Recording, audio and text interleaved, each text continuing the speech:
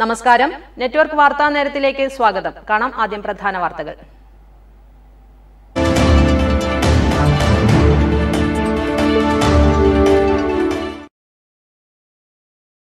ദേശീയപാതയിൽ 7 ലോഡ് വീണ്ടും വാഹനാപകടം. ബൈക്ക് യാത്രക്കാരനായ യുവാവ് മരിച്ചു. കർണാടക ബൈന്ദൂർ സ്വദേശി രാമചന്ദ്രന്റെ മകൻ മണിത്തട്ടിൽ രതീഷ് ആണ് മരിച്ചത്.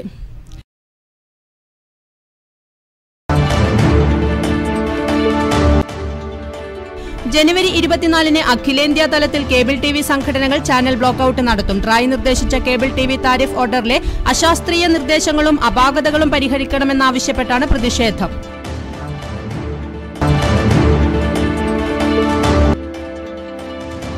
ഏഴിമല നാവിക അക്കാദമിയിലെ മാലിന്യ സംസ്കരണം ഫലപ്രദമല്ലാത്തതിനാൽ രാമന്തളി പഞ്ചായത്തിലെ ജനജീവിതം ദുരിതപൂർണമാകുന്നു. പുഴ വെള്ളം ഉൾപ്പെടെ മലിനമായി.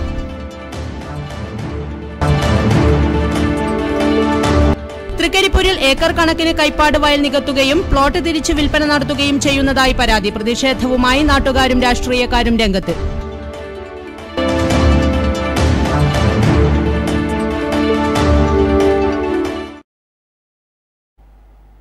വാർത്തകൾ വിശദമായി.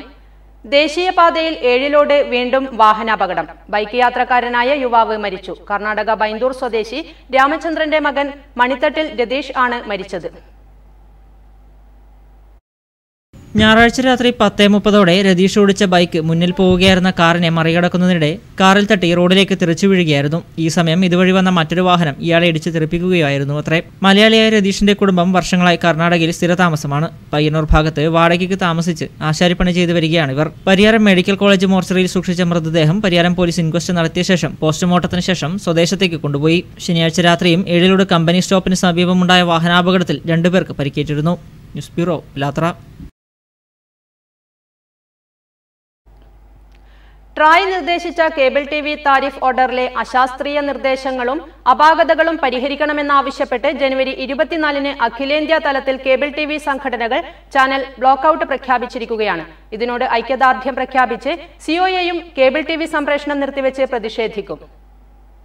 പുതിയ താരിഫ് ഓർഡർ നയം കേബിൾ ടിവി വരിക്കാർക്ക് ഇരട്ടിയിലധികം മാസവരി സംഖ്യ വർദ്ധിക്കുന്നതിന് ഇടയാക്കും. കേബിൾ ടിവി ഓപ്പറേറ്റർമാരുടെ വരുമാനം ഗണ്യമായി കുറയുവാനും നിലനിൽപ്പ് തന്നെ ചോദ്യം ചെയ്യുന്നതുമാണ്. രാജ്യത്തെ കേബിൾ ടിവി, DTH, IPTV മേഖലയിൽ നിരക്ക് നിയന്ത്രണത്തിന്റെ ഭാഗമായി telecom regulatory authority of India 2019 ഫെബ്രുവരി 1 മുതൽ താരിഫ് ഓർഡർ നടപ്പിലാക്കുവാൻ തീരുമാനിച്ചിരിക്കുകയാണ്.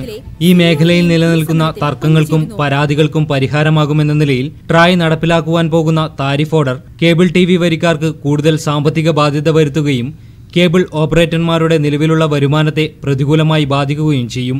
അതേസമയം പേ ചാനൽ ബ്രോഡ്കാസ്റ്റർമാരെ സഹായിക്കുന്നതുമാണ്. കേബിൾ ടിവി ബേസിക് നിരക്ക് 130 രൂപയായും ദൂരദർശൻ ചാനലുകൾ ഉൾപ്പെടെ 100 ഫ്രീ എയർ ചാനലുകളും അടുത്ത 25 ചാനലുകൾക്ക് 20 രൂപ വീതമുള്ള നിരക്കാണ് ട്രായ് നിശ്ചയിച്ചിരിക്കുന്നത്. ഏകദേശം 4 വർഷം മുമ്പ് തീരുമാനിച്ച ബേസിക് നിരക്കിൽ നിന്നും പ്രവർത്തന ചിലവ് ഒരുപാട് വർദ്ധിച്ചിട്ടുണ്ട്.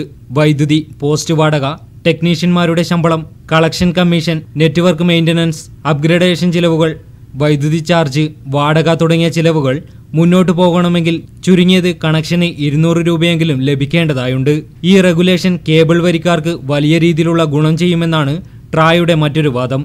ഇവിടെ വരിക്കാർക്ക് 130 രൂപയ്ക്ക് 100 ഫ്രീ എയർ ചാനലുകൾ ലഭ്യമാകുമെന്നതും ചാനലുകൾ തിരഞ്ഞെടുക്കുന്നതിനുള്ള സ്വാതന്ത്ര്യം ലഭിക്കുമെന്നതും വസ്തുതയാണ്. എന്നാൽ ഇന്ന് ലഭ്യമായിക്കൊണ്ടിരിക്കുന്ന പ്രധാന പേ ചാനലുകൾ കൂടി ലഭ്യമാകണമെങ്കിൽ ഇന്ന് നൽകുന്ന 230 രൂപ മുതൽ 260 രൂപയ്ക്ക് പകരം 350 രൂപ മുതൽ 400 രൂപ വരെയെങ്കിലും നൽകേണ്ടി വരും. ഉദാഹരണം, സ്റ്റാർ ടിവിയുടെ 20 ചാനലുകൾ, ഏഷ്യാനെറ്റിന്റെ 3 ചാനലുകൾ, സ്പോർട്സ് ചാനലുകൾ, ഹിന്ദി, ഇംഗ്ലീഷ്, തമിഴ് ചാനലുകൾ ഉൾപ്പെടെ 20 രൂപയ്ക്കാണ് കേബിൾ ഓപ്പറേറ്റർമാർ നൽകുന്നത്. മലയാളം സ്പോർട്സ് ചാനലുകളുടെ പാക്കേജിന് മാത്രം 39 രൂപയും 7 രൂപ GSTയും കൂടി 46 രൂപ വരും. സൂര്യ ടിവിയുടെ മലയാളം പാക്കേജ് കൂടിയെടുത്താൽ ഇത് 22 രൂപയും മറ്റേതെങ്കിലും 4-5 അന്യഭാഷാ ചാനലുകളോ സ്പോർട്സ് ചാനലുകളോ കൂടിയെടുത്താൽ 7 രൂപ കൂടി നൽകേണ്ടി വരും. ഇതോടെ 150ഓളം ഫ്രീ എയർ 2 ചാനലുകൾക്ക് 170 രൂപയും സ്റ്റാർ ടിവി മലയാളം പാക്കേജിന് മാത്രം 46 രൂപയും സൂര്യ ടിവി പാക്കേജിന് 22 രൂപയും മറ്റു മിനിമം ചാനലുകൾക്ക് 70 രൂപയും ഉൾപ്പെടെ 308 രൂപയോളം വരും. 150 ഫ്രീ ടു എയർ ചാനലുകളും 100-ലധികം പേ ചാനലുകളും 240 രൂപയ്ക്ക് കിട്ടിയിരുന്നത് കേവലം 20 പേ ചാനലുകൾ ഉൾപ്പെടെ 170 ചാനലുകൾക്ക് മാത്രം 300 രൂപയ്ക്ക് മുകളിൽ വരും. സ്റ്റാർ ടിവിക്ക് നിലവിൽ കേരളത്തിൽ നിന്നും പേ ചാനൽ വരുമാനമായി പ്രതിമാസം 8 കോടി രൂപ നിലവിൽ കിട്ടുന്നുവെങ്കിൽ ഇതിൽ 70% വരിക്കാർ മാത്രം മലയാളം പാക്കേജ് സ്വീകരിച്ചാൽ പോലും 16 കോടിയിലധികം രൂപ ലഭിക്കും. സൂര്യ ടിവിയുടെ അവസ്ഥയും മറിച്ചല്ല. ഈ മാറ്റം തിരിച്ചറിയുന്നതോടെ ഫ്രീ ടു എയർ ചാനലായി തുടരുന്ന മഴവിൽ മനോരമ, ഫ്ലവേഴ്സ് തുടങ്ങിയ ചാനലുകളും പേ ചാനലുകളാക്കി ഈ പാത പിന്തുടരും. ആത്യന്തികമായി ട്രായുടെ താരിഫ് ഓർഡർ നടപ്പാക്കുന്നതോടെ വൻ നേട്ടം കൊയ്യുക പേ ചാനൽ കമ്പനികളായിരിക്കും. പേ ചാനലുകളുടെ പരമാവധി നിരക്ക് 19 രൂപയിൽ നിന്ന് 10 രൂപയാക്കി കുറക്കുക, കേബിൾ വരിക്കാർക്ക് ഏർപ്പെടുത്തിയിരിക്കുന്ന 18% GST ഒഴിവാക്കുകയോ 5% കുറയ്ക്കുകയോ ചെയ്യുക, കേബിൾ TV ബേസിക് നിരക്ക് 150 ചാനലുകൾക്ക് 200 രൂപയായി പുനർനിശ്ചയിക്കുക, 25 ചാനലുകൾക്ക് 20 രൂപ നെറ്റ്വർക്ക് ഫ്രീ ആയി നിശ്ചയിച്ചത് ചാനലിന് 1 രൂപ എന്ന നിലയിൽ 25 രൂപയായി നിശ്ചയിക്കുക, പേ ചാനൽ MSO, LCO കമ്മീഷനായി നിബന്ധനകളില്ലാതെ 40% അനുവദിക്കുക, പേ ചാനലുകളിലെ പരസ്യ സംപ്രേഷണ ദൈർഘ്യത്തിൽ നിയന്ത്രണം കൊണ്ടുവരിക, വിവരവിനിമയ മാധ്യമ മേഖലയുടെ ഭാഗമായി പരിണമിച്ചുകൊണ്ടിരിക്കുന്ന ഡിജിറ്റൽ കേബിൾ TV മേഖലയിൽ കുത്തക കമ്പനികളുടെ കടന്നുകയറ്റത്തിനും ഇവർ സൃഷ്ടിക്കുന്ന അനാരോഗ്യ മത്സരത്തിനും നിയന്ത്രണങ്ങൾ ഏർപ്പെടുത്തുക തുടങ്ങിയ ആവശ്യങ്ങൾ ഉന്നയിച്ചാണ് കേബിൾ TV മേഖലയുടെ ഈ പ്രതിഷേധം. News desk, network news.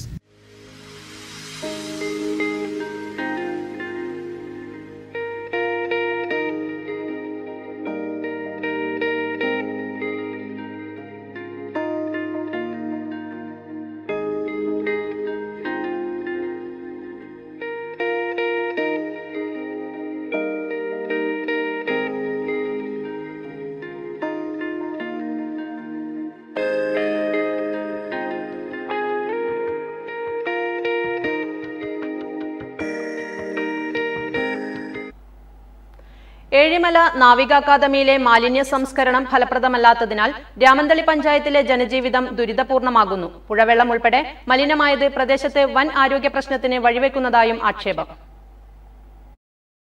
Ramanthali ഗ്രാമപഞ്ചായത്തിന്റെ നേതൃത്വത്തിൽ ഏറൻപുഴയിലെ വെള്ളം പരിശോധിച്ചപ്പോൾ ക്ലോറൈഡിന്റെ അളവ് 14,000 ആണെന്ന് കണ്ടെത്തിയിരുന്നു. അനുവദനീയമായ അളവ് 250 മുതൽ 1000 വരെയാണ്. മഗ്നീഷ്യത്തിന്റെ അളവ് 30 മുതൽ 100 വരെ വേണ്ട സ്ഥാനത്ത് 1360 ആണുള്ളത്. വെള്ളത്തിന്റെ കൊഴുപ്പ് 10 ഇരട്ടിയോളം ഇപ്പോൾ വർദ്ധിച്ചതായും കണ്ടെത്തി. കാൽസ്യം ക്ലോറൈഡ്, ഫ്ലൂറൈഡ്, ഇരുമ്പ്, നൈട്രേറ്റ്, അമോണിയ, സൾഫേറ്റ് തുടങ്ങിയ മൂലകങ്ങളുടെ അളവും വലിയ തോതിൽ അടങ്ങിയിട്ടുണ്ടെന്ന് വ്യത്യസ്തങ്ങളായി നടന്ന പരിശോധനാ ഫലം വ്യക്തമാക്കുന്നു. രാമന്തളിയിലെ തീരദേശവാസികൾ വ്യാപകമായി മത്സ്യബന്ധനത്തിനും ജലസേചനത്തിനും ഉപയോഗിക്കുന്ന പുഴയാണ് ഈ രീതിയിൽ മലിനപ്പെട്ടിരിക്കുന്നത്. ഒരു 10 വർഷം മുൻപേ തൊട്ടിട്ട് നമ്മളെ പരിസരത്തുള്ള കിണറുകളിലെല്ലാം തന്നെ രൂക്ഷമായ തോതിൽ നേവിയിൽ നിന്ന് അവരുടെ വിസർജ്യങ്ങളും പിന്നെ തുണിയലക്കുന്ന വെള്ളത്തിൻ്റെ അംശങ്ങളും മറ്റ് കരമാലിന്യങ്ങളിലൂടെ വരുന്ന മാലിന്യങ്ങളും എല്ലാം ഓപ്പണായി തുറന്നുവിടുന്നതിലൂടെ, അതായത് യാതൊരു ശാസ്ത്രീയ സംവിധാനമില്ലാതെ പുറത്തേക്ക് തുറന്നുവിടുന്നതിലൂടെ വന്ന സാമൂഹ്യ പാരിസ്ഥിതിക പ്രശ്നങ്ങളാണ് നമ്മളിപ്പോൾ നേരിട്ടുകൊണ്ടിരിക്കുന്നത്. ഇത് സമീപ പ്രദേശങ്ങളിലെ വീട്ടുകിണറിലും എത്താനുള്ള സാധ്യത ഏറെയാണെന്ന് നാട്ടുകാർ തന്നെ പറയുന്നു. നേരത്തെ അക്കാദമി മതിലിനു പരിസരത്തെ കിണറുകളിൽ കക്കൂസ് മാലിന്യം കലരുന്നതായി ആരോപിച്ച് നാട്ടുകാർ വൻ പ്രക്ഷോഭങ്ങൾ സംഘടിപ്പിച്ചിരുന്നു. ഇതേ തുടർന്ന് പുതിയ സെപ്റ്റിക് ടാങ്ക് നിർമ്മിക്കാൻ നടപടി സ്വീകരിച്ചിരുന്നുവെങ്കിലും ഇത് ഇനിയും പൂർത്തിയായിട്ടില്ല. ഖരമാലിന്യ സംസ്കരണത്തിന്റെ അഭാവമാണ് പുഴവെള്ളം മലിനപ്പെടാൻ കാരണമെന്ന് പഞ്ചായത്ത് പ്രസിഡന്റ് MV ഗോവിന്ദൻ പറഞ്ഞു. കോടികളുടെ പദ്ധതികൾ നടപ്പാക്കുന്ന അക്കാദമി ഖരമാലിന്യ സംസ്കരണം അവഗണിക്കുകയാണെന്നും മാലിന്യം എന്തു ചെയ്യുന്നുവെന്നും അന്വേഷിക്കണമെന്നും ഗ്രാമപഞ്ചായത്ത് പ്രസിഡന്റ് ജില്ലാ കളക്ടർക്ക് പരാതി നൽകിയിരിക്കുകയാണ്. വെള്ളത്തിൻ്റെ നിറത്തിൽ മാറ്റമുണ്ട്. ഞങ്ങൾ പോയി വെള്ളം പരിശോധിക്കുന്നതിന് വേണ്ടി എടുക്കാൻ വേണ്ടി പോയപ്പോൾ തന്നെ വെള്ളത്തിൻ്റെ കട്ടിയിൽ, വെള്ളത്തിൻ്റെ രൂപത്തിൽ മാറ്റം വന്നിട്ടുണ്ട്. വെള്ളത്തിൻ്റെ മുകളിൽ കൂടി പാടയുണ്ടായിരുന്നു. അതെല്ലാം കൂടെയാണ് എടുത്തയച്ചത്. ഇതിനകത്തു നിന്നും ധാരാളം ഇരുമ്പിൻ്റെ അംശങ്ങൾ, ക്ലോറൈഡ്, ഇങ്ങനെ തുടങ്ങിയിട്ടുള്ള ഒരുപാട് ഘടകങ്ങൾ ഈ നേവൽ അക്കാദമി വഴി പുഴയിൽ മാലിന്യമൊഴുകുന്നതോടെ പ്രദേശവാസികളിൽ വലിയ ആരോഗ്യ പ്രശ്നങ്ങൾക്ക് വഴിവെക്കാനും സാധ്യതയേറെയാണ്. News bureau, Payyanur. നിയമന അഴിമതിയുമായി ബന്ധപ്പെട്ട് മലയോരത്തെ കോൺഗ്രസിൽ പൊട്ടിത്തെറി. Mathamangalam rural agricultural labour welfare cooperative സൊസൈറ്റിയുടെ പ്രാപ്പോയിൽ ബ്രാഞ്ചിൽ കോഴവാങ്ങി നിയമനം നടത്തി എന്നാരോപിച്ച് കഴിഞ്ഞ ദിവസങ്ങളിൽ യൂത്ത് കോൺഗ്രസ് പ്രവർത്തകർ സോഷ്യൽ മീഡിയയിലൂടെ രാജി പ്രഖ്യാപിച്ചിരിക്കുകയാണ്. Mathamangalam rural agricultural labour welfare service cooperative സൊസൈറ്റിയുടെ പ്രാപ്പോയിൽ ബ്രാഞ്ചിൽ കോഴ വാങ്ങി നിയമനം നടത്തിയതിൽ പ്രതിഷേധിച്ച് ബ്ലോക്ക് കോൺഗ്രസ് സെക്രട്ടറിയും സ്ഥാനമാനങ്ങൾ രാജിവെച്ചു. സേവ് കോൺഗ്രസിന്റെ പേരിൽ പ്രാപ്പോയിൽ ടൗണിൽ നിയമന അഴിമതിക്കാർക്കെതിരെ വ്യാപകമായി പോസ്റ്ററുകൾ പ്രചരിച്ചിരുന്നു. 10 ലക്ഷം രൂപ കോഴ വാങ്ങി CPIM അനുഭാവിക്ക് ജോലി നൽകിയെന്നായിരുന്നു പോസ്റ്ററിൽ. കോൺഗ്രസിൽ ആഭ്യന്തര കലഹത്തിനാണ് ഇത് തുടക്കമിട്ടിരിക്കുന്നത്. കോഴ നിയമനവുമായി ബന്ധപ്പെട്ട് ബാങ്ക് പ്രസിഡന്റിനെ കഴിഞ്ഞ ദിവസം DCC president Satheesan Pacheni suspend ചെയ്തിരുന്നു.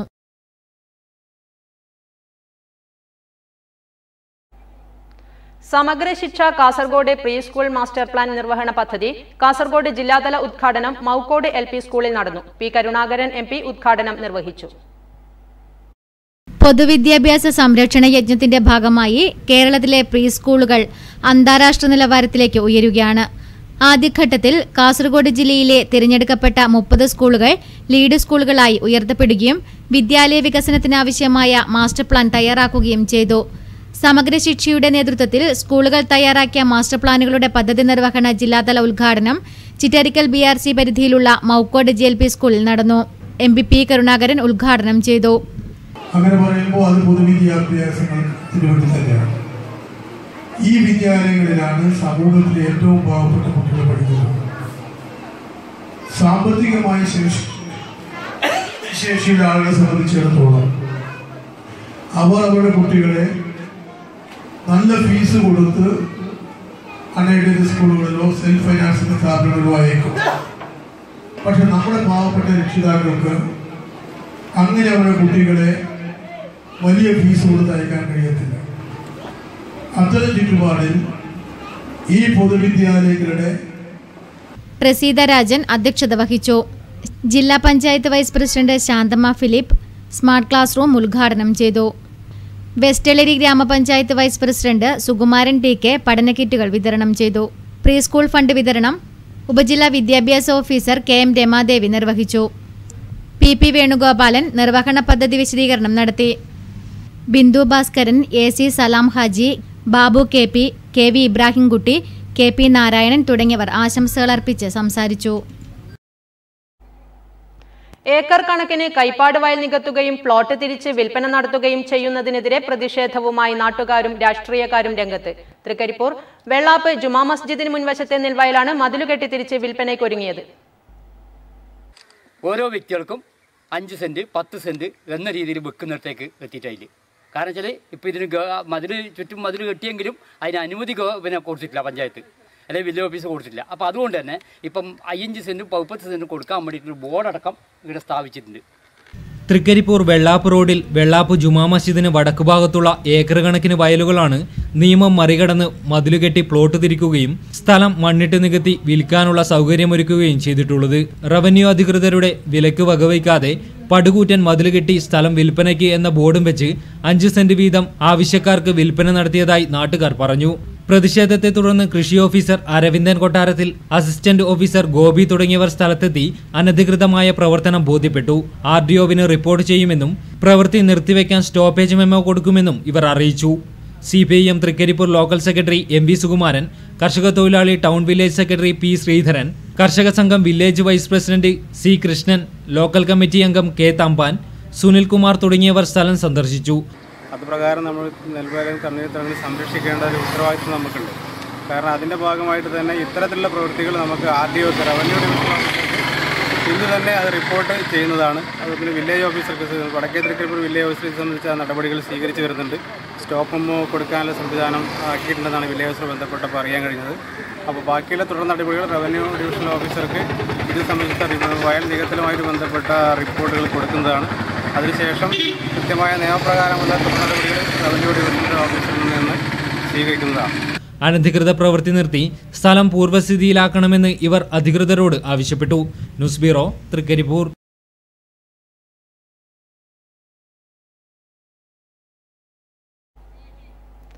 പയ്യന്നൂരിന് സംഗീതത്തിന്റെ വിസ്മയരാവ് സമ്മാനിച്ച് ദൃശ്യ ദേശാഭിമാനി തൈക്കുടം ബ്രിഡ്ജ് മെഗാഷോ മന്ത്രി EP ജയരാജൻ ഉദ്ഘാടനം ചെയ്തു. അവതരണ ഗാനത്തോടെയാണ് ചടങ്ങിന് തുടക്കമായത്. തുടർന്ന് മെഗാ ഇവന്റിന്റെ ഉദ്ഘാടനം മന്ത്രി EP ജയരാജൻ നിർവഹിച്ചു.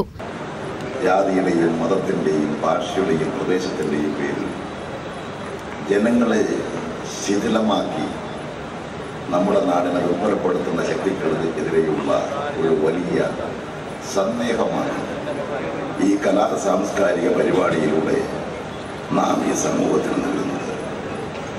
ഈ മകൾ സംരംഭം കൂടുതൽ സംഘടിപ്പിക്കാൻ ദൃശ്യക്ക് സാധിക്കട്ടെ എന്ന് ഞാൻ ആഗ്രഹിക്കുന്നു. ദേശാഭിമാനി, ജനങ്ങളുടെ പത്രം, ദൃശ്യ, ജനങ്ങളുടെ സാംസ്കാരിക വേദി സമന്വയിച്ചുകൊണ്ടുള്ള ഈ കലാവിരുന്ന് നാടിനെ ശിഥിലമാക്കാനുള്ള ശ്രമങ്ങൾക്കെതിരെയുള്ള മികച്ച പോരാട്ടമാണ് ഇത്തരം ഇവന്റുകൾ എന്ന് മന്ത്രി അഭിപ്രായപ്പെട്ടു. ഉദ്ഘാടന യോഗത്തിന്റെ ഭാഗമായി പയ്യന്നൂരിലെ വിവിധ മേഖലകളിൽ പ്രശസ്തരായ കലാ സാംസ്കാരിക പ്രവർത്തകരെ ആദരിച്ചു.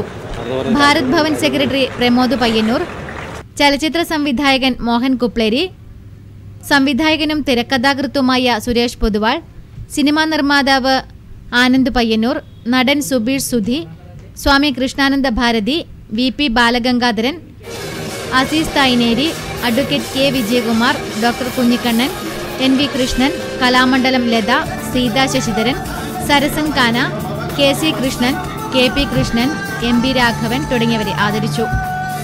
TI മധുസൂദനൻ അധ്യക്ഷത വഹിച്ച ചടങ്ങിൽ പരിപാടിയുടെ സ്പോൺസർമാർക്കുള്ള ഉപഹാരവും വിതരണം ചെയ്തു.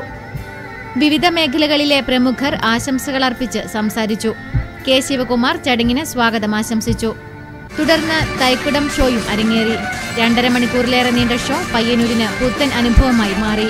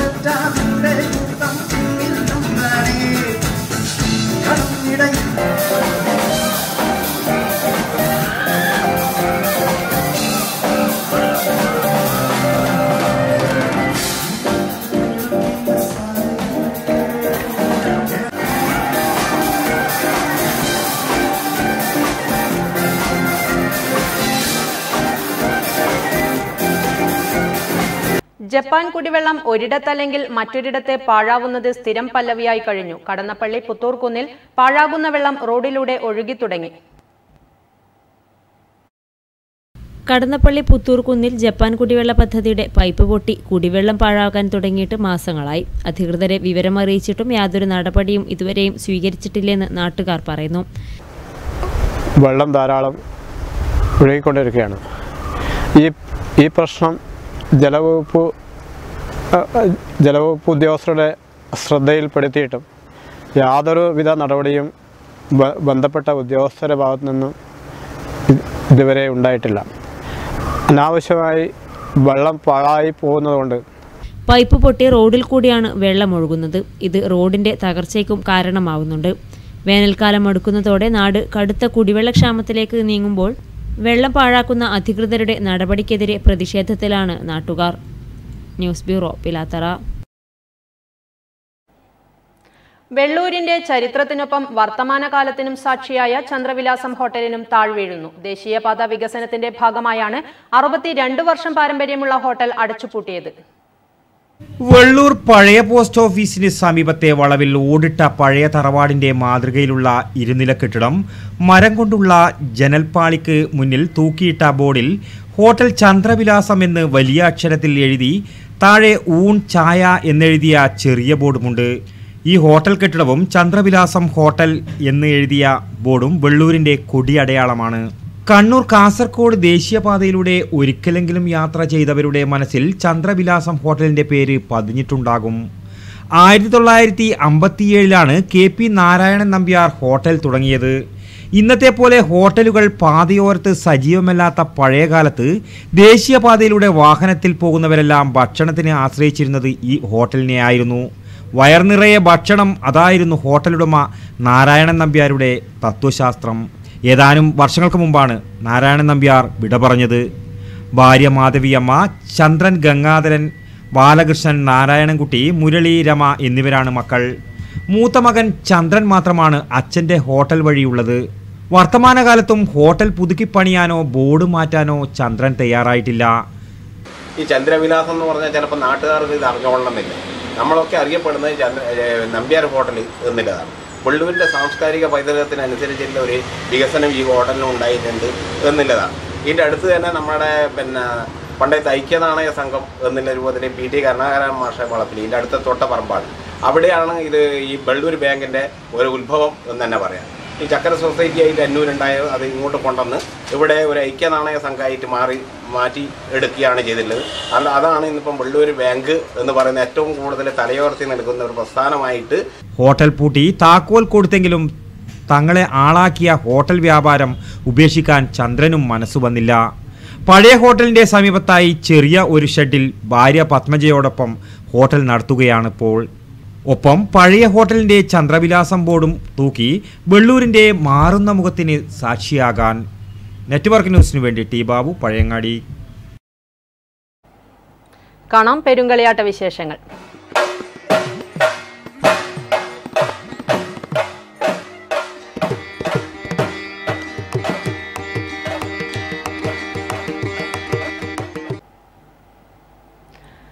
പയ്യന്നൂർ പൂന്തുരുത്തിമുച്ചിലോട് ഭഗവതി ക്ഷേത്ര പെരുങ്കളിയാട്ട മഹോത്സവത്തിന്റെ ഭാഗമായി മെഗാ തിരുവാതിര ഒരുങ്ങുന്നു. ഫെബ്രുവരി 3 വൈകിട്ട് സുബ്രഹ്മണ്യ സ്വാമി ക്ഷേത്ര മൈതാനിയിലാണ് തിരുവാതിര അരങ്ങേറുക. പെരുങ്കളിയാട്ട അനുബന്ധ പരിപാടികൾക്ക് നിറപ്പകിട്ടേകാൻ മെഗാ തിരുവാതിര ഒരുങ്ങുന്നു. 5 വയസ്സുകാരി മുതൽ 65 വയസ്സുള്ളവർ ഉൾപ്പെടെ 400-ലേറെ പേർ അണിനിരക്കുന്ന മെഗാ തിരുവാതിരയുടെ പരിശീലനം അവസാന ഘട്ടത്തിലെത്തി. മെഗാ തിരുവാതിര കളിയാട്ടവേദിയിലെ സ്ഥിരം കാഴ്ചയാണെങ്കിലും അവതരണത്തിലെ മികവുകൊണ്ട് കാഴ്ചക്കാരെ വിസ്മയിപ്പിക്കുവാനുള്ള തീവ്രശ്രമത്തിലാണ് വനിതകൾ. പയ്യന്നൂരിലെയും സമീപ പ്രദേശങ്ങളിലും ഉള്ളവരാണ് മെഗാ തിരുവാതിരയിൽ ചുവടുവെക്കുന്നത്. പ്രായത്തെ വെല്ലുന്ന ആവേശത്തോടെയാണ് കുട്ടികൾ മുതൽ പ്രായമായവർ വരെ തിരുവാതിരയിൽ അണിനിരക്കുന്നത്. വർഷങ്ങളായി തിരുവാതിര രംഗത്ത് ശ്രദ്ധേയ സാന്നിധ്യമായ തായ്നേരി സ്വദേശിനി പ്രവീണയുടെ ശിക്ഷണത്തിലാണ് തിരുവാതിര അഭ്യസിക്കുന്നത്. 400 ആളോളം ഇപ്പോൾ ഇവിടുന്ന് പരിശീലനം ചെയ്തുകൊണ്ടിരിക്കുന്നത്. പയ്യന്നൂർ പൂന്തുരുത്തി മുച്ചിലോട്ടേക്ക് വേണ്ടിയിട്ടാണ് ഈ പരിശീലനം ഇവിടെ നടന്നുകൊണ്ടിരിക്കുന്നത്. എന്നാൽ ഇതിലിപ്പം അഭ്യസിച്ചുകൊണ്ടിരിക്കുന്ന കുട്ടികളുടെ 5 വയസ്സ് മുതൽ 50 വയസ്സ് വരെയിൽ മുതിർന്ന അമ്മമാർ വരെയുണ്ട്. പിന്നെ അതുപോലെ ഇതിപ്പോൾ തുടങ്ങിയിട്ടിരുന്നത് ഇതിപ്പം 5 മാസത്തിനടുത്തോളമാണ്. വൈകുന്നേരം 4:30-5 മണി മുതൽ തുടങ്ങിയിട്ട് ഒരു 7:30 വരെ പ്രാക്ടീസ് നടന്നുകൊണ്ടേയിരിക്കുന്നുണ്ട്. 4 ഗ്രൂപ്പുകളായി തിരിഞ്ഞ് വിവിധ പ്രദേശങ്ങളിൽ നിന്ന് 3 മാസത്തോളമായി ഇവർ പരിശീലനം നടത്തിവരുന്നു. അവസാന ഘട്ടത്തിലെത്തിയതോടെ ഗ്രൂപ്പുകൾ ഒരുമിച്ച് കണ്ടങ്കാളി UP സ്കൂളിലാണ് അവസാനഘട്ട പരിശീലനം. ഫെബ്രുവരി 3 വൈകിട്ട് പയ്യന്നൂർ സുബ്രഹ്മണ്യ സ്വാമി ക്ഷേത്ര മൈതാനിയിൽ തിരുവാതിര അരങ്ങേറും.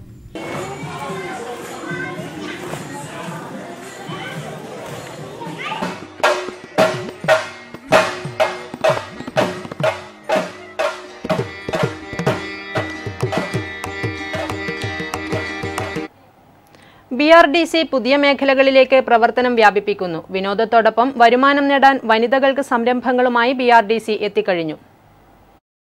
ടൂറിസം സംരംഭങ്ങൾ തുടങ്ങാൻ താൽപ്പര്യമുള്ള വനിതകൾക്ക് സംസ്ഥാന സർക്കാരിന്റെ ടൂറിസം വകുപ്പിന് കീഴിലുള്ള BRC പദ്ധതി നടപ്പാക്കുന്നു. ചുരുങ്ങിയ കാലം കൊണ്ട് തന്നെ BRDCയുടെ സ്മൈൽ പദ്ധതിയിലാണ് ഇതുൾപ്പെടുത്തിയിട്ടുള്ളത്. പാചകകല, തനത് കല, സംഗീതം, നൃത്തം, കരകൗശലം മുതലായ മേഖലകളിൽ നൈപുണ്യമുള്ളവർക്ക് മുൻഗണന ലഭിക്കുമെന്ന് BRDCയുടെ അമരക്കാരൻ TK മൻസൂർ പറയുന്നു. ഇതിനുവേണ്ടി ശില്പശാല സംഘടിപ്പിക്കും. പുതിയതായി സംരംഭം തുടങ്ങുന്നവർക്കും നിലവിൽ നഷ്ടത്തിൽ പ്രവർത്തിക്കുന്നവർക്കും അപേക്ഷിക്കാം. ടൂറിസത്തിന്റെ അനന്തസാധ്യതകൾ പരമാവധി ഉപയോഗപ്പെടുത്തുകയാണ് ലക്ഷ്യം. TK മൻസൂറിനെ സഹായിക്കാൻ സജിത്ത്, രജിത എന്നിവരുമുണ്ട്. സംരംഭങ്ങൾ ഏതുമാകാം. തെയ്യങ്ങളോടുള്ള ഭയം ആരാധനയായി മാറ്റിയെടുത്ത കൗമാരക്കാരൻ നാടിന്റെ താരമാകുന്നു. പാഴ്വസ്തുക്കളിൽ നിന്നും തെയ്യക്കാഴ്ചകളുടെ പുനർനിർമ്മിതി തീർത്താണ് MV റോഡിലെ അഭിലാഷ് V. കുമാർ ശ്രദ്ധേയനാകുന്നത്. കുഞ്ഞുനാളിൽ തെയ്യക്കോലങ്ങളെ കാണവേ ഭയം കൊണ്ട് ഓടിയൊളിച്ച അഭിലാഷ് ഇന്നിപ്പോൾ തെയ്യങ്ങളുടെയും കളിയാട്ട വേദികളുടെയും കടുത്ത ആരാധകനാണ്. തെയ്യം എവിടെയുണ്ടോ അവിടെ അഭിലാഷ് ഉണ്ടാകുമെന്നതാണ് സ്ഥിതി. അണിയറകളിലും മുഖത്തെഴുത്തിന്റെ ചമയവേദികളിലും നിരീക്ഷകനായി എത്തിയാണ് തെയ്യങ്ങളുടെ രൂപമാറ്റങ്ങളെക്കുറിച്ച് അഭിലാഷ് ഹൃദയസ്ഥമാക്കി തുടങ്ങിയത്. ആ വിസ്മയത്തുമ്പത്തിൽ നിന്നും പിന്നെ തൻ്റെ കരകൗശലങ്ങൾ വഴി വിരിയിച്ചെടുത്തത് 19ഓളം തെയ്യക്കോലങ്ങളെയാണ്. പാഴ്വസ്തുക്കളാണ് അതിൻ്റെ അസംസ്കൃത വസ്തുക്കളാക്കി തിരഞ്ഞെടുത്തത് എന്നതാണ് അഭിലാഷിൻ്റെ തെയ്യപ്രതീകങ്ങളെ വ്യതിരിക്തമാക്കി തീർത്തിരിക്കുന്നത്. ആദ്യമൊക്കെ അമ്മ ഉഷ തയ്യലിനായി ഉപയോഗിച്ച നൂലിൻ്റെ കുറ്റികളിലായിരുന്നു ചെറു തെയ്യക്കോലങ്ങൾ ഉണ്ടാക്കിയെടുത്തത്. 10ാം ക്ലാസ്സിന് ശേഷം തെയ്യക്കോലങ്ങൾ വലിയ രൂപത്തിലുണ്ടാക്കുകയായിരുന്നു. വൈരജാതൻ, മൂവാളംകുഴി ചാമണ്ടി, പുതിയ ഭഗവതി, പുലിയൂർക്കാളി, ബാലി, വെള്ളാരങ്കര ഭഗവതി തുടങ്ങി നിരവധി തെയ്യങ്ങളുടെ രൂപങ്ങളാണ് അഭിലാഷിൻ്റെ കരവിരുതിൽ തീർത്തിട്ടുള്ളത്. ഓരോ തെയ്യക്കോലങ്ങൾ രൂപങ്ങൾ തീർക്കുമ്പോഴും അമ്മ ഉഷയുടെ അഭിപ്രായം തേടുന്നതാണ് അഭിലാഷിൻ്റെ രീതി. പിന്നെ തറവാട്ടിൽ തെയ്യുണ്ടാകുന്ന സമയത്തും അമ്മയുടെ അച്ഛനെ കൈപിടിച്ചാണ് ഞാൻ കണ്ടുപോയത്. ആദ്യം ഞാൻ ശ്രദ്ധ പോയത് എന്നത് അണിയറയിലേക്കാണ്. അവിടുത്തെ തെയ്യത്തിന്റെ വരയും ഇതെല്ലാം അതെന്തുകൊണ്ട് ഞാൻ ഒരു രൂപത്തിലേക്ക് ആക്കിക്കൂടാ എന്ന് വിചാരിച്ച് ആദ്യം ഒരു കളി പോലെയാണ് ഞാൻ ഇത് തുടങ്ങിയത്. പിന്നെ അത് വളർന്ന് അമ്മയുടെ ആദ്യം ഞാൻ തെയ്യം രൂപങ്ങൾ ഉണ്ടാക്കിയത് അമ്മയുടെ തുന്നുന്ന നൂലിന്റെ കുറ്റിയിലാണ് ആദ്യം ഉണ്ടാക്കി തുടങ്ങിയത്. പിന്നീട് ഞാൻ അതിൽ മാറ്റം വരുത്തണമെന്ന് ആഗ്രഹിച്ച് അതിപ്പോൾ ക്ലേയും പാവസ്തുക്കളും കൊണ്ടാണ് ഞാനത് രൂപം നിർമ്മിക്കുന്നത്. ഇതിപ്പോ ഏകദേശം ഒരു 10-16ഓളം തെയ്യങ്ങൾ ഞാൻ ഉണ്ടാക്കിയിട്ടുണ്ട്. കാർബോർഡും ചരടും പെയിന്റും അലങ്കാര വസ്തുക്കളും ഉപയോഗിച്ചാണ് തെയ്യക്കോലങ്ങൾ ഉണ്ടാക്കിയെടുക്കുന്നത്. ഏറ്റവും പ്രയാസമുള്ളത് തെയ്യങ്ങളുടെ മുഖത്തെഴുത്ത് തന്നെയാണ്. എല്ലാ തെയ്യക്കോലങ്ങളുടെയും മുഖത്തെഴുത്ത് വ്യത്യസ്തതയുള്ളതാണ്. ഇവ പഠിച്ചെടുക്കുന്നത് ഏറെ പ്രയാസമുള്ളതാണ്. പേരിന് ചിത്രകല പഠിക്കാൻ പോയിട്ടുണ്ടെങ്കിലും എല്ലാം സ്വന്തം പഠിച്ചെടുത്തതാണെന്നാണ് അഭിലാഷ് പറയുന്നത്. തെയ്യത്തിന്റെ രൂപങ്ങൾ ഉണ്ടാക്കി സുഹൃത്തുക്കൾക്കും ബന്ധുക്കൾക്കും സമ്മാനമായി നൽകുന്നതും പതിവായിരുന്നു. ഇപ്പോൾ ഉണ്ടാക്കുന്നതെല്ലാം സൂക്ഷിച്ചു വെക്കുകയാണ് അഭിലാഷ്. ഇതുകൂടാതെ അഭിലാഷ് നല്ലൊരു സിനിമാറ്റിക് ഡാൻസറും കൂടിയാണ്. കുട്ടികളെ ഡാൻസ് പഠിപ്പിച്ചു വരികയാണ്. ഒപ്പം ക്ലാസിക് ഡാൻസ് പഠനവും നടക്കുന്നു. മാത്തിൽ ഗുരുദേവ് കോളേജിൽ ബികോം വിദ്യാർത്ഥിയാണ്. പഠനത്തിനിടയിലും ഇത്തരത്തിലുള്ള പ്രവർത്തനങ്ങൾക്ക് പിതാവ് വിജയകുമാറിൻ്റെയും മാതാവ് ഉഷയുടെയും പ്രോത്സാഹനം കൂടിയുണ്ട്. അന്നേരം ചെറുങ്ങനെ പേടിയിലുണ്ടായി. ഇന്നിപ്പം നല്ല ഇതായി തയ്യാക്കാനെല്ലാം തുടങ്ങി. പിന്നെ എൻ്റെ നൂലിൻ്റെ ഇതുകൊണ്ടാണ് ആദ്യമായി ആക്കാൻ തുടങ്ങിയത്. പിന്നെ ഇപ്പോൾ ക്ലേയും അങ്ങനെയുള്ള സാധനങ്ങൾ കൊണ്ട് ആക്കാൻ തുടങ്ങി. ഇപ്പോൾ കുറച്ച് വലിയ പ്രതിമകളെല്ലാം ആക്കാൻ തുടങ്ങി. ഇതുവരെ ചെറുതായിട്ടാണ് ആക്കിയിരുന്നത്. സഹോദരി അഖില നർത്തകി കൂടിയാണ്. നെറ്റ്വർക്ക് ന്യൂസിന് വേണ്ടി ടി ബാബു, പഴയങ്ങാടി. തൃക്കരിപ്പൂർ തട്ടാർക്കടവ് ശ്രീ മുത്തപ്പൻ മഠപ്പുര തിരുവപ്പന മഹോത്സവം ജനുവരി 26, 27 തീയതികളിൽ നടക്കും. മുന്നോടിയായി ക്ഷേത്രവും പരിസരവും നാട്ടുകൂട്ടായ്മയിൽ ശുചീകരിച്ചു. ജനകീയ കമ്മിറ്റിയുടെ നേതൃത്വത്തിൽ നടത്തിവരുന്ന തട്ടാർക്കടവ് ശ്രീ മുത്തപ്പൻ മഠപ്പുര തിരുവപ്പന മഹോത്സവത്തിന്റെ മുന്നൊരുക്കങ്ങൾക്ക് തുടക്കമായി. ക്ഷേത്രവും പരിസരവും നാട്ടുകാരുടെ നേതൃത്വത്തിൽ ശുചീകരണ പ്രവൃത്തി നടത്തി. തിരുവപ്പന മഹോത്സവ തലേനാൾ ജനുവരി 25 വെള്ളിയാഴ്ച വൈകുന്നേരം വനിതാ കമ്മിറ്റിയുടെ നേതൃത്വത്തിൽ സർവൈശ്വര്യ വിളക്കുപൂജ നടക്കും. ജനുവരി 26 രാവിലെ കലശ സമർപ്പണവും ഉച്ചയ്ക്ക് 3 മണിക്ക് ദൈവത്തെ മലയിറക്കലും ഉണ്ടാകും. വൈകിട്ട് 6 മണിക്ക് മുത്തപ്പൻ വെള്ളാട്ടം അരങ്ങിലെത്തും. രാത്രി 8 മണിക്ക് മുഴുവൻ ഭക്തജനങ്ങൾക്കും അന്നദാനം ഉണ്ടായിരിക്കും. വനിതാ കൂട്ടായ്മയുടെ ഒരു വിളക്ക് പൂജയുണ്ട്. അതോടൊപ്പം തന്നെ 26 തിരുവപ്പന മഹോത്സവം. ഈ തിരുവപ്പന മഹോത്സവത്തോടനുബന്ധിച്ച് ഈ ക്ഷേത്ര സന്നിധിയിലെത്തുന്ന മുഴുവൻ ഭക്തജനങ്ങൾക്കും അന്നദാനം ഒരുക്കാനുള്ള പ്രവർത്തനത്തിലാണ് മുഴുവൻ. രാത്രി 11-ന് കളിക്കപ്പാട്ട്, രാത്രി 12-ന് കലശം വരവ്, ഞായറാഴ്ച പുലർച്ചെ തിരുവപ്പന മുടിവെക്കൽ, തുടർന്ന് പള്ളിവേട്ടയോടെ ഉത്സവാഘോഷങ്ങൾക്ക് സമാപനമാകും. News bureau, Thrikaripur. ഇനി മാറ്റൊലി. നമ്മുടെ നാട്ടിലും കീടനാശിനി പ്രയോഗം അപകടകരമായ നിലയിലേക്ക്. ഇതിനോടുള്ള പ്രേക്ഷക പ്രതികരണങ്ങൾ കാണാം.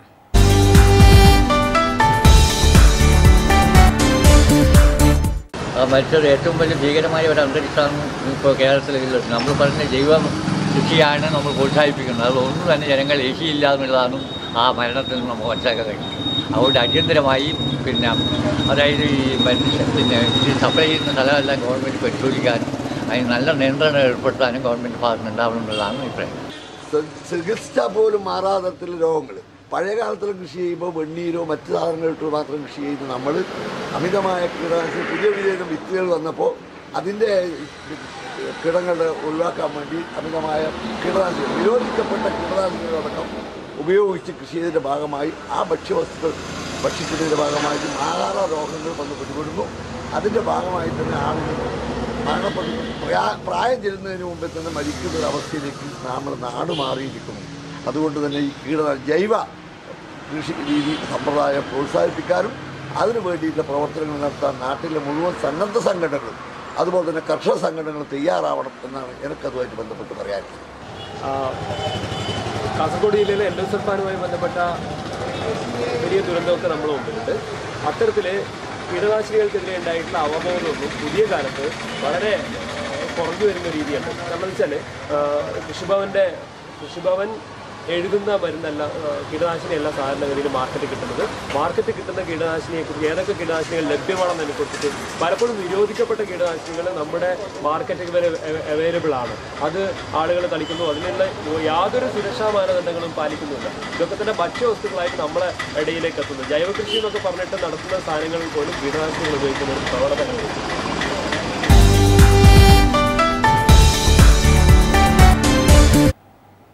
പ്രധാന വാർത്തകൾ ഒരിക്കൽ കൂടി.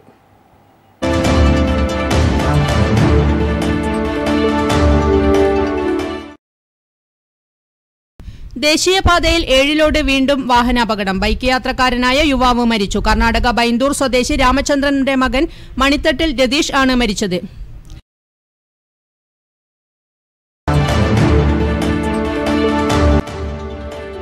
ജനുവരി 24 അഖിലേന്ത്യാ തലത്തിൽ കേബിൾ ടി വി സംഘടനകൾ ചാനൽ ബ്ലോക്കൌട്ട് നടത്തും. ട്രായ് നിർദ്ദേശിച്ച കേബിൾ ടി വി താരിഫ് ഓർഡറിലെ അശാസ്ത്രീയ നിർദ്ദേശങ്ങളും അപാകതകളും പരിഹരിക്കണമെന്നാവശ്യപ്പെട്ടാണ് പ്രതിഷേധം.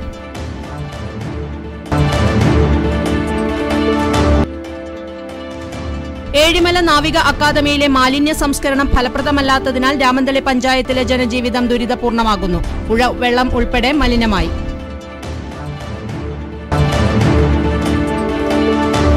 തൃക്കരിപ്പൂരിൽ ഏക്കർ കണക്കിന് കൈപ്പാട് വയൽ നികത്തുകയും പ്ലോട്ട് തിരിച്ച് വിൽപ്പന നടത്തുകയും ചെയ്യുന്നതായി പരാതി. പ്രതിഷേധവുമായി നാട്ടുകാരും രാഷ്ട്രീയക്കാരും രംഗത്ത്.